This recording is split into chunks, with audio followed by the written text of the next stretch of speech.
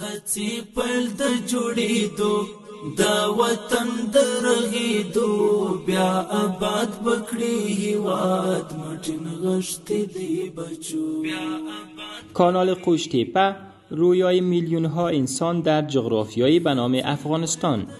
کشوری که همواره نام آن با جنگ و عقبگرد همراه بوده و از ساخت و ساز پروژه های بزرگ و پیشرفت و ترقی برای ساکنان آن یک رویا باقی مانده است. اما تطبیق کانال بزرگ آب زراعتی به نام قوش تیپه از سوی شرکت انکشاف ملی با حمایت امارت اسلامی و پیشرفت چشمگیر کار در آن امیدواری ها را برای پیشرفت اقتصادی کشور زنده ساخته است.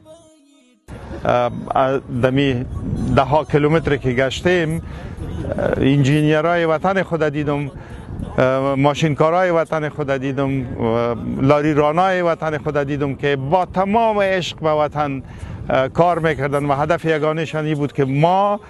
خودکفا شویم از نظر زراعت و سرسبز بسازیم این دشت‌های وسیع و آرزومند روز هستم که بیایم و کارهای سازنده این مردم به جهانیان برسانم. و امروز خوشبخت هستم که همو کارا میکنم که ما این پروژه عظیمی را که ما در کنار از این استاد هستم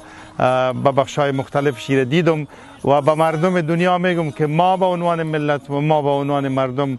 همه چیز میتونیم انجام بدیم، فقط یک لحظه به ما